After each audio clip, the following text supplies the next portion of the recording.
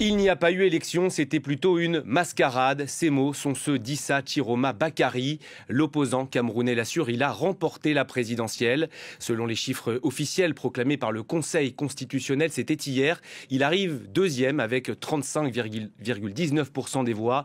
Deuxième derrière les 53,66% de Paul Biya. Réélu donc pour un 8e mandat consécutif. Paul Biya, 92 ans, dont 43 passés au pouvoir. Il est aujourd'hui le plus vieux chef d'État en exercice au monde. J'ai le plaisir de recevoir aujourd'hui Maître Djemal Taleb. Bonjour. Bonjour. Merci d'avoir accepté notre invitation. Vous êtes membre du collectif d'avocats d'Issa Chiroma Bakary. Vous le maintenez aujourd'hui sur le plateau de France 24. Issa Chiroma Bakary a remporté la présidentielle. Il n'y a pas l'ombre d'un petit doute pour ce qui nous concerne. Issa Chiroma Bakary a fait un travail qui a rarement été fait jusqu'ici par un opposant ou un candidat à une élection présidentielle. Ne disposant pas de la machine de l'ELECAM, ni du Conseil constitutionnel, ni de l'appareil de l'État, il s'est donné une mission beaucoup plus simple. Enfin, compliquée, difficile, mais simple en même temps, en tout cas lisible par les gens. Le candidat Chiroma a choisi sur tout le territoire national, 18 départements. Et sur les 18 départements, il en a pris ceux qui sont les plus sensibles, qui représentent environ 80% de l'électorat du Cameroun. Il y a positionné ses représentants, il a fait des bureaux tests, et à la fin, il est sorti avec tous les PV qui ont été, pour le coup, reconnus un peu par tout le monde. Et sur ces PV, il arrive à un chiffre qui représente 83% de l'électorat, duquel lui-même a remporté environ entre 55 et 56% de l'électorat. C'est important, donc, les chiffres, entre 55 et 56%, selon vous, de 83% de l'électorat. Et donc, si vous déduisez les 18% de ce qui reste, il tomberait très probablement autour de 53-54%. Et donc, il a mis évidemment les PV à la disposition de tout le monde, de tous ceux que cela intéresse. Il les a mis sur son site Internet. Et il n'y a pas jusqu'ici le commencement d'une contestation quelconque sur ces chiffres-là tels qu'il les a donnés. Après, on peut ergoter comme on veut. Le problème, c'est que les chiffres sont têtus, les PV le sont tout autant, et Issa Chiroma Bakary, qui est pour le coup quelqu'un qui a l'expérience de l'État, du pouvoir, de l'exercice du pouvoir, et quelqu'un de sérieux qui sait à peu près comment se comporter.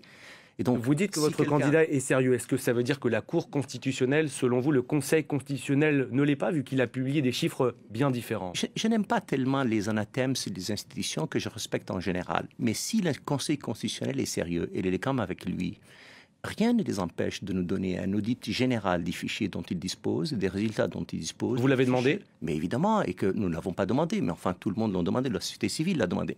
Nous ne l'avons pas demandé, nous n'avons pas fait même un recours contre le Conseil constitutionnel pour une raison toute simple. C'est que nous considérons que ce sont déjà des institutions, malheureusement pour les institutions, mises à la disposition d'un pouvoir politique, d'un régime politique. Et donc, il ne sert à rien de faire des situations qui n'ont pas d'importance. Mais à la limite, on n'a pas besoin de leur demander cela. Quelques observateurs l'ont fait, la société civile l'a fait. On les défie de nous sortir le début du commencement d'une preuve qui soit en opposition ou en contradiction par rapport aux résultats que nous avons, qu'Issa Bakary Chiroma a sorti. Selon vous, ce n'est pas votre rôle de demander des preuves de la victoire de Paul Biya? C'est notre rôle, évidemment, de le demander. Nous le demandons naturellement. Ce n'est pas notre rôle. Enfin, notre rôle. Tout est notre rôle de toute façon, d'abord parce que nous avons un président élu et tout le concerne. Mais nous sommes dans une élection qui est une farce. Nous avons des résultats qui sont une mascarade incroyable, comme le président Chiroma l'a dit. Mais ce que nous demandons est plus simple, c'est que si les l'ELECAM et le Conseil constitutionnel sont convaincus du fondé de ce qu'ils ont présenté, ils n'ont qu'à demander à des institutions indépendantes, comme nous sommes prêts à le faire pour les 18 départements dont nous disposons, de vérifier, de faire un audit sur tout ce qu'il y a pour que nous vérifions qui véritablement a gagné l'élection. Ce n'est quand même pas très compliqué, et notre tâche n'est pas très compliquée de ce point de vue-là. Quelle est la suite désormais pour votre camp des manifestations, de la désobéissance civile? Alors, la suite est malheureusement malheureuse pour le peuple camerounais. Un petit point, si vous le permettez. D'abord, nous avons une petite contradiction quand même, qui porte sur à peu près 100 000 voix entre le Conseil constitutionnel et l'ELECAM, ce qui tout de même dénote un peu du manque de sérieux des deux institutions, en tout cas dans ce qu'elles font jusqu'ici. La deuxième chose, c'est que ce qui est malheureux, c'est d'abord le Cameroun lui-même. Vous avez un président qui est l'ombre de lui-même, un régime politique qui est agonisant, qui est en fin de parcours. Nous avons un pays, une population qui est massacrée tous les jours. Et vous avez des réjouissances à peu près malsaines de la part de la première dame, de la fille du président. Et on se réjouit sur un fond de guerre ethnique absolument malsain, d'une situation dans laquelle 64% des Camerounais ont été massacrés. Ils ont été massacrés à Douala, à Bafan, à Ngong, à Bertoua, à Maroua, un peu partout. Les mots ont leur importance. Vous accusez aujourd'hui le pouvoir d'avoir massacré la population. Nous sommes aujourd'hui, mais je vous ai dit, nous sommes à peu près, selon les chiffres qui me remontent, à environ 64 Camerounais qui ont déjà été tués dans cette situation.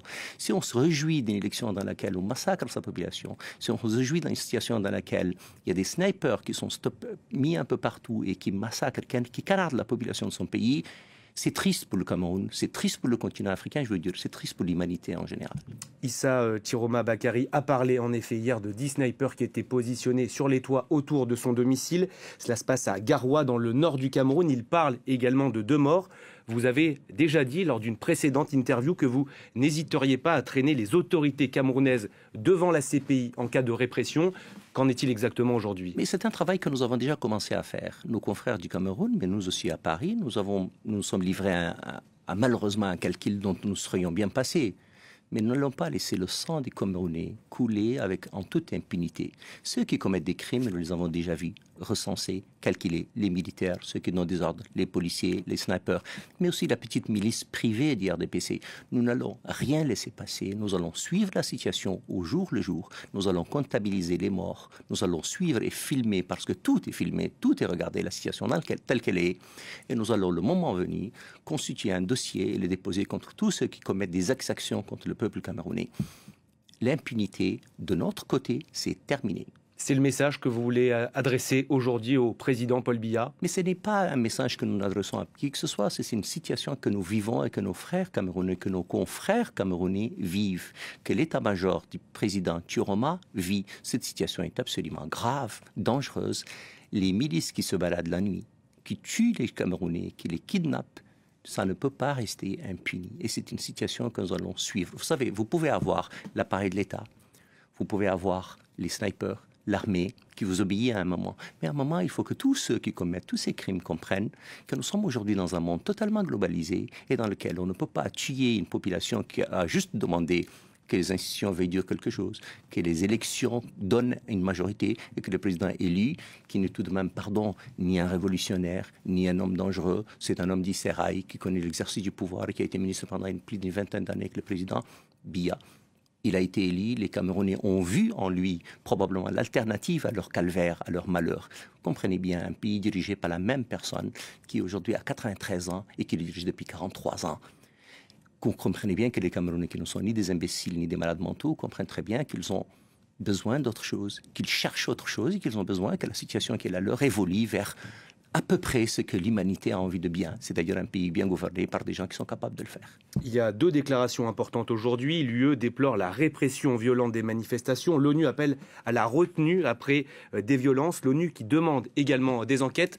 Vous demandez à la communauté internationale de suivre de près cette situation post-électorale au Cameroun? Alors, je vais vous dire, le Cameroun n'est pas n'importe quel pays. C'est un pays à revenu intermédiaire, c'est un pays central dans la zone d'Afrique centrale, et donc on ne peut pas être indifférent à ce qui s'y passe. La situation de l'Ouest est déjà inquiétante. Si vous y ajoutez la situation du Nord et une crise post-électorale qui peut ramener un chaos général, personne ne peut rester indifférent. Et donc, bien entendu, nous avons suivi ce que l'Union européenne a dit, nous avons suivi ce que le gouvernement français, d'ailleurs, par la voix d'Éléonore Carrois ce matin.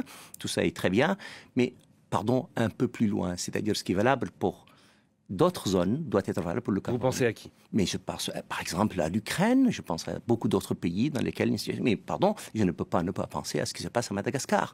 Si un homme ou un groupe, certains disent clan, je n'aime pas beaucoup ces mots, mais si un groupe de personnes décide de massacrer une population, les partenaires historiques de ce pays, qui est un pays important, dont la stabilité d'une bonne partie de la région en dépend, ne peuvent naturellement pas regarder ça avec autant, pas envie de dire, d'indifférence. Ça n'est pas possible. Il n'y a pas d'indifférence parce qu'honnêtement, le communiqué de l'Union européenne est très bien. Il est encore un peu timide, allons un peu plus loin. La position du gouvernement français est bien, elle est encore timide, allons un peu plus loin. Mais nous appelons aussi les États-Unis d'Amérique, mais aussi tous les partenaires, et à commencer par les pays de la région, c'est-à-dire les partenaires de la zone CEMAC, mais aussi un peu l'Union africaine. Ne laissez pas mourir, massacrer une population qui ne demande rien de plus que la liberté. Ça n'est pas possible. Merci, Maître Djemal Taleb, d'avoir accepté aujourd'hui l'invitation de France 24. Merci à vous de m'avoir invité.